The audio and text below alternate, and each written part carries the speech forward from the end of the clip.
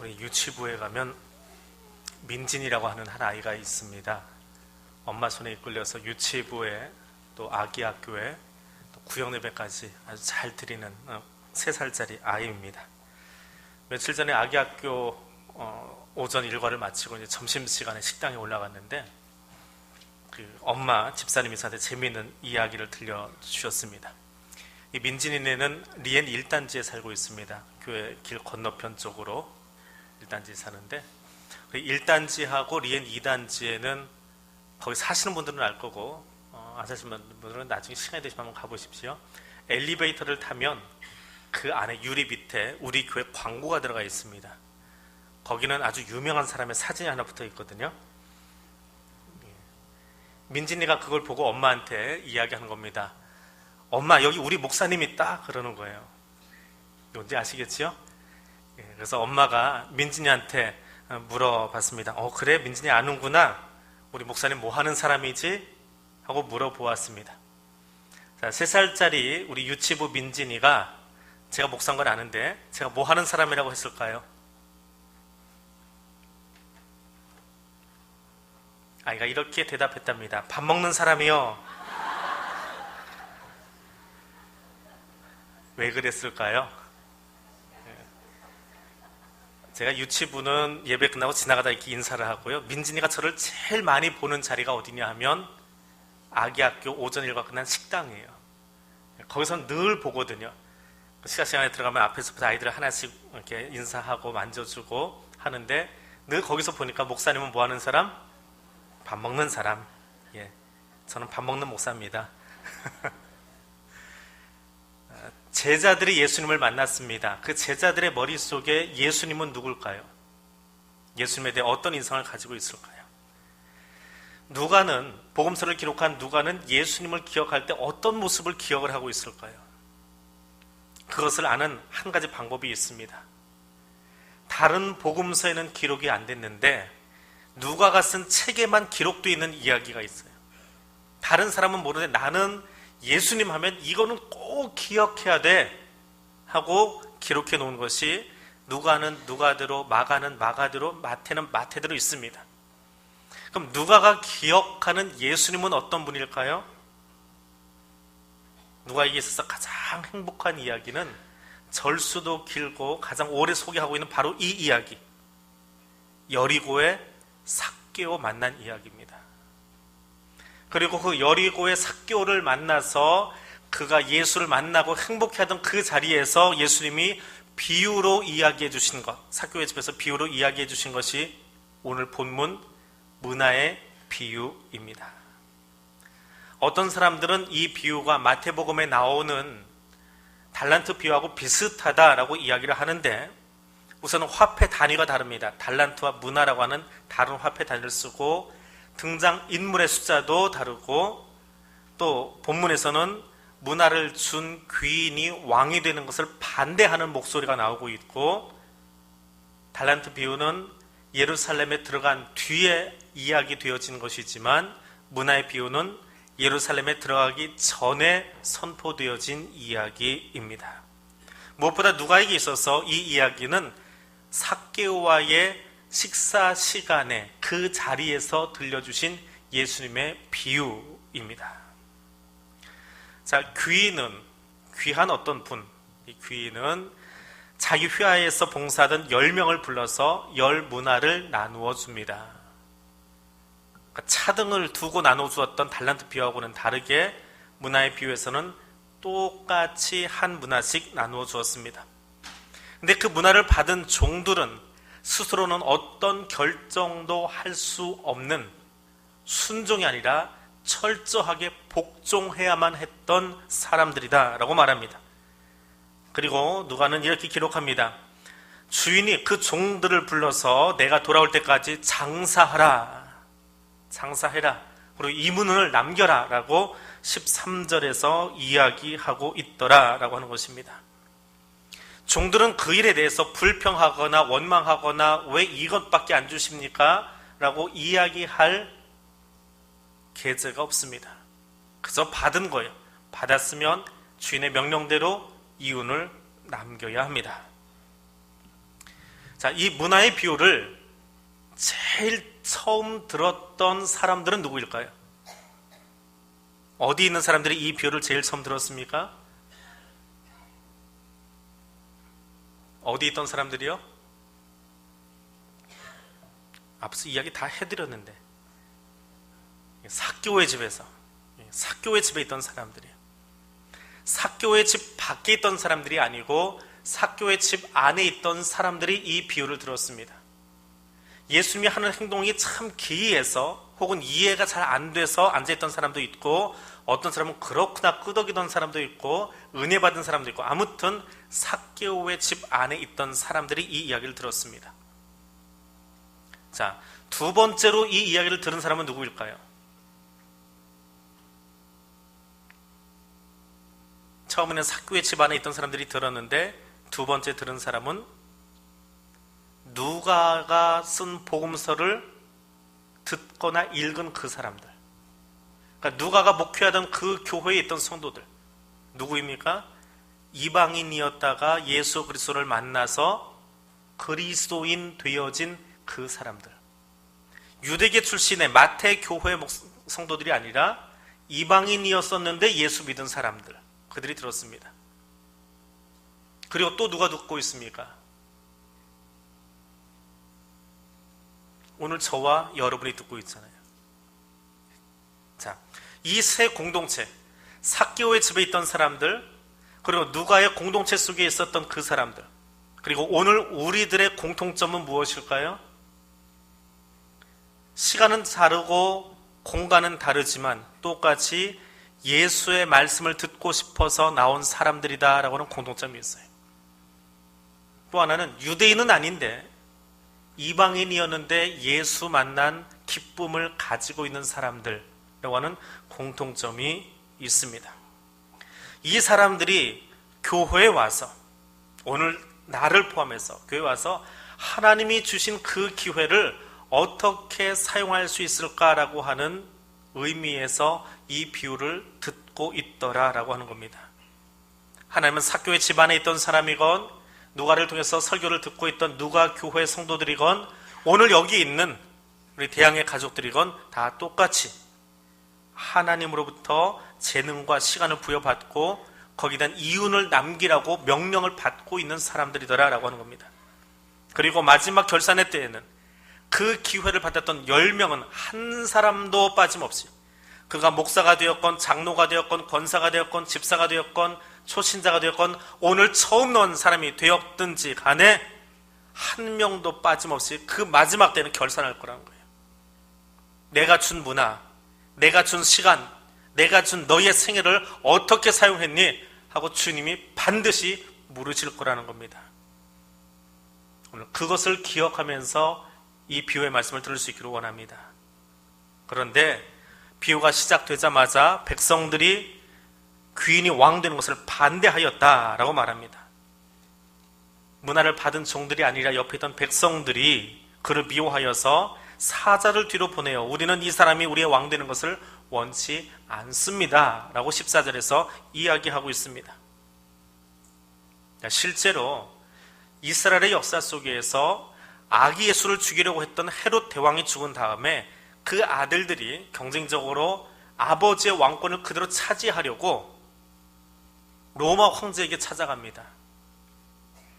로마 황제의 윤허가 있어야 돼요. 마치 조선의 왕들이 중국 황제의 허락을 듣게 됐던 것처럼. 그런데 이스라엘, 팔레스타인 지역에 살던 사람들은 그 아들인 아켈라오, 헤롯 아켈라오가 왕이 되는 것을 싫어했습니다. 그래서 50명의 사절단을 황제인 아우구스투스에게 보냅니다. 50명씩이나 와서 이 사람의 왕됨을 반대하니까 황제가 헤롯이 가지고 있던 권한을 대폭 축소시킨 상태에서 지역 고을 정도 다스리는 사람으로 아켈라오를 격화시켜버립니다. 자, 그 역사적인 이야기를 삭개오의 집에 있던 사람들이나 누가 공동체에서 설교를 듣고 있는 사람들은 다 아는 이야기예요. 누군가가 반대했더니 왕이 되지 않더라. 그리고 또 하나, 유대인들은 예수 그리스도가 자신들의 메시아이고 왕이 되는 것을 반대하고 있었습니다. 지금도 거절하고 있잖아요. 예수는 메시아라고 인정하지 않는 것이 이스라엘, 지금의 이스라엘 사람들이지 않습니까? 자, 그 배경을 가지고 있는 거예요. 그런데 성경은 어떻게 이야기합니까? 그럼에도 불구하고 15절에 가니까 귀인이 왕위를 받아 가지고 돌아와서 그 문화를 받은 사람들에게 자, 이제 계산하자라고 이야기하더라라고 하는 겁니다. 사람들이 반대하고 교회를 반대하고 복음을 반대하고 있을지라도 예수의 복음은, 하나님의 구원의 역사는 끊이지 않고 펼쳐집니다. 자, 첫 번째 종은 한 문화를 가지고 10문화를 남겼고, 두 번째 종은 한 문화를 가지고 5문화를 남겼습니다. 그리고 그들에게 주어진 상급이 무엇입니까? 10고을과 5고을을 다스리는 통치권이 주어집니다. 자, 한 문화는 100데나리온입니다. 100데나리온은 100일치 봉급이라고 생각하시면 됩니다.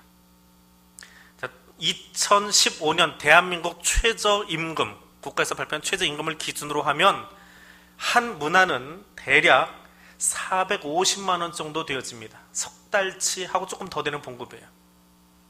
월급이 아니고요, 석 달치입니다.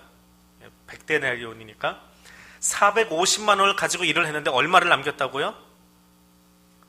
4,500만 원을 벌어들였습니다. 대한교회 성도님들은 장사 잘하시나 봐요. 1, 2, 3부 아무리 이야기도 그거 가지고 놀라시는 분은 없더라고요. 한번 돈을 들여봐야 되겠어요. 400만 원 가지고 좀 이따 4,500 만들어 오라고. 저는 그것만 봐도 놀랬거든요. 장사를 해본 적이 없어서, 야, 450 자본금 가지고 리어카 하나 사고 집 빌리기는 힘들잖아요. 450 가지고. 예, 월세 내면 땡 해버릴 것 같은데, 서울에서. 하여튼 4,500을 남겼답니다. 예, 대단하신 분들이에요. 근데 저는 그 대목에서 놀랐어요. 그런데 그것보다 더 놀라운 이야기가 뒤에 있어요. 450만 원 자본금 가지고 4,500만 원의 이윤을 남겼는데, 이 남겨온 종이 주인에게 뭐라고 하느냐면, 당신의 450만 원 가지고 이 일을 했습니다. 이 종잣돈은 내 것이 아니고 당신의 것입니다 라고 이야기를 하는 겁니다. 그 돈의 주인이 누구인지 이야기하는 거예요. 근데 이 이야기에 대해서 왕이 되어 돌아온 사람이 이렇게 이야기합니다. 4,500만 원 벌어온 사람에게 내가 작다고 소리할 수 있는 것을, 무슨 말이에요? 450만 원이 장사 미천으로는 작다라고 하는 것을 주인도 알고 있었다는 이야기예요. 근데 작다고 소리할 수 있는 것을 가지고도 어떻게 했다고요? 뭘 했어요? 4,500만 원 만들어 왔다고 칭찬하지 않습니다. 잘 보셔야 돼요. 17절에 보니까 잘했다 착한 종이여, 내가 지극히 작은 것, 작다고 소리 여길 수 있는 것을 가지고 어떻게 했어요? 충성했어요.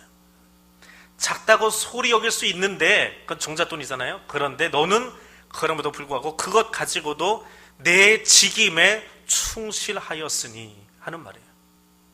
돈을 몇 배를 냈느냐라고 하는 것을 칭찬하는 것이 아니라, 야, 그 소리 여길 수, 이거 가지고 어디다 붙여 먹으라고, 이거 가지고 월세도 못 내는데 이거 가지고 무슨 장사하라고, 그런 것이 아니라 그것 가지고도 내게 주신 직분이니까, 돈을 보는 것이 아니라 내게 주신 직분이니까, 내게 주신 사명이니까 열심히 일했던, 자기 직임에 충실했던 그것을 주인이, 하나님이 칭찬하시더라 라고 하는 겁니다.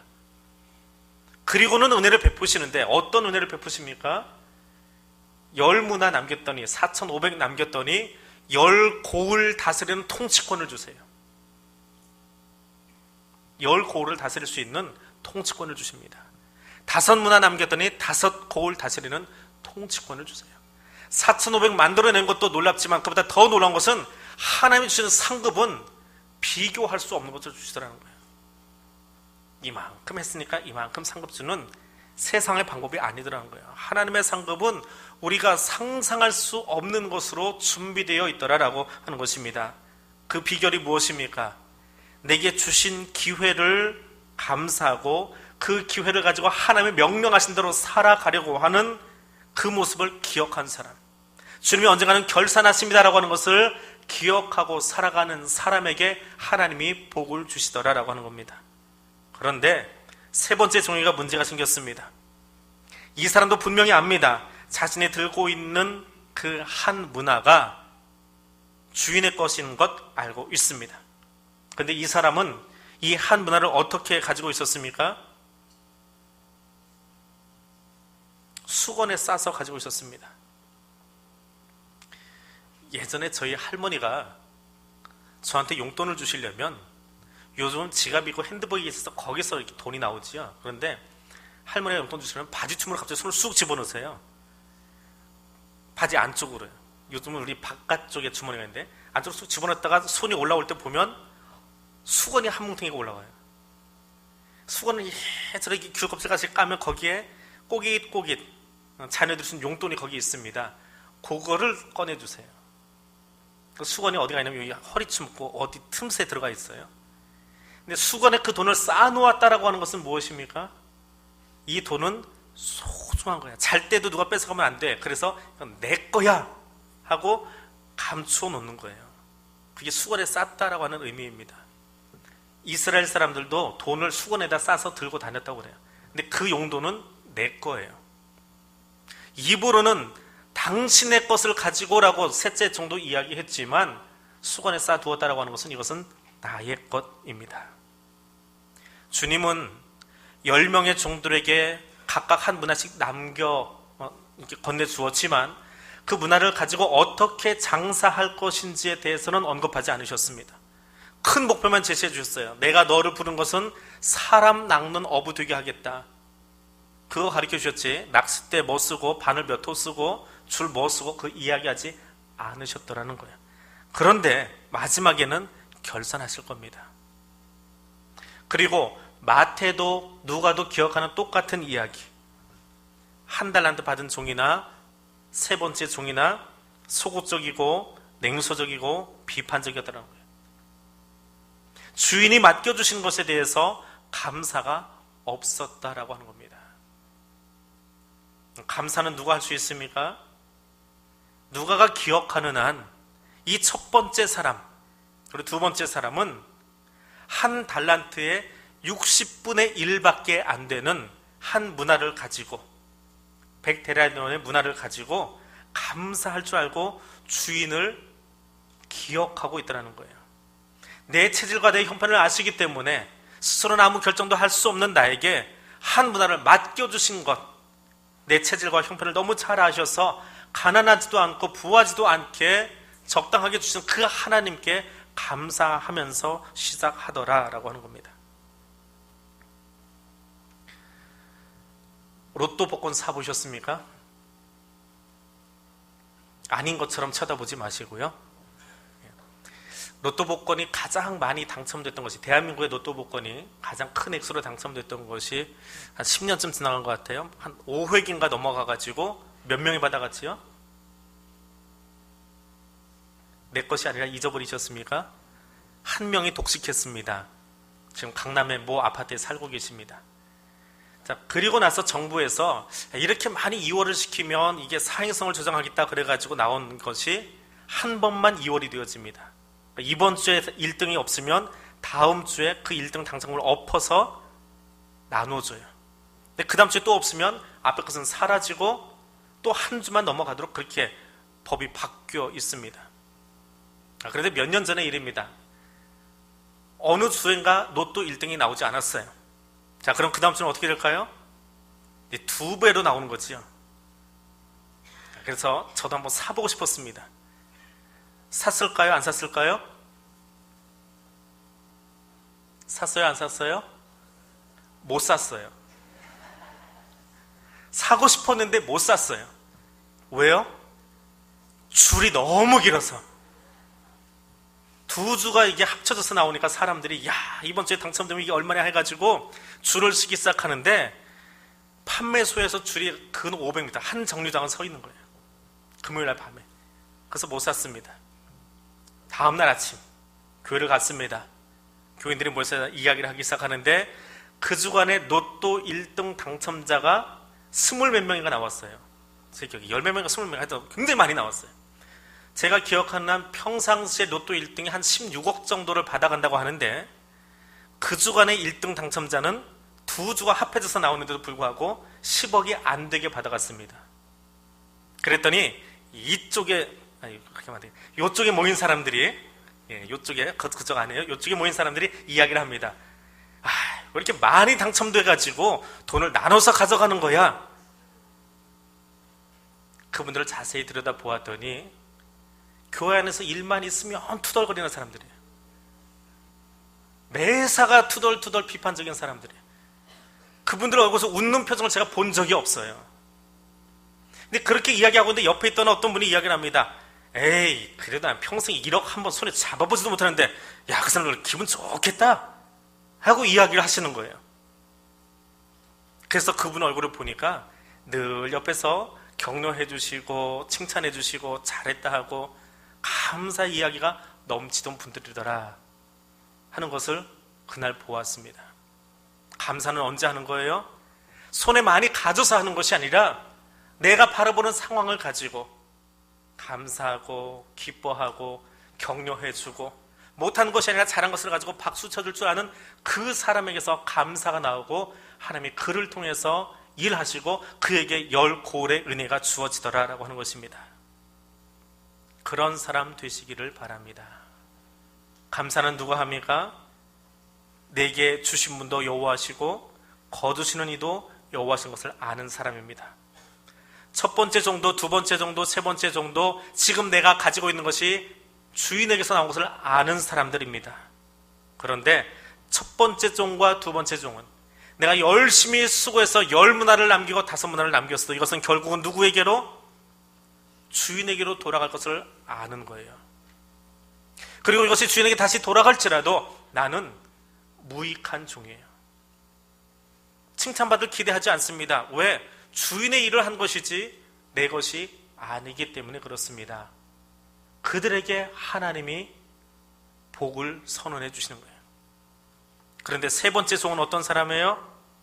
그도 입으로는 이야기했습니다. 당신의 것을 가지고 내가 수건에 싸서 이러쿵저러쿵 했습니다. 그런데 당신은 어떤 사람? 고리대금업자 같은 사람이라고 표현하고 있는 겁니다.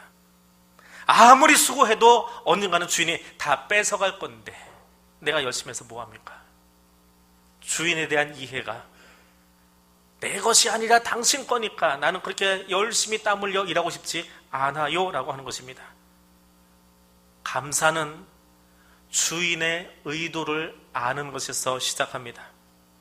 감사는 내게 주신 시간과 기회를 그분의 뜻대로 사용할 줄 아는 사람에게서 시작되어지는 것입니다. 하나님이 그에게 은혜를 베풀어 주십니다. 지금 여기를 감사하는 여러분 될 수 있기를 원합니다. 지금 이곳을 복된 장소로 여길 수 있는 여러분 될 수 있기를 원합니다. 왕이신 하나님이 나로 하여금 오늘 여기를 살게 하신 것을 감사할 수 있기를 원합니다. 지금 여러분의 삶 속에 주어진 것을 기뻐하고 그것을 추수해 드릴 수 있는 하나님의 사람들 될 수 있기를 원합니다. 그러면 절로 감사의 노래가 불려집니다. 민진이의 눈에 아직 안 잊어버리셨지요? 민진이가 누군지? 민진이의 눈에 저는 밥 먹는 목사입니다. 민진이의 삶 속에 자기가 밥 먹고 있는 시간에 그 유명한 사람이 내 옆에 와서 같이 밥 먹어주고 머리에 쓰다듬어주는 그것이 그에게는 행복이고 감사해요. 하나님은 오늘 우리에게 어린아이와 같이 되라고 합니다. 어린아이는 어떤 사람이요? 지금 여기 이 순간을 감사하고 행복해 할 줄 아는 사람이 어린아이와 같이 감사하는 사람입니다. 하나님이 오늘 여기 나와 함께 하시기 때문에 오늘 내게 생명 주시고 오늘 여기 살게 하시는 그것 때문에 감사할 줄 아는 주의 백성들 되시기를 바랍니다.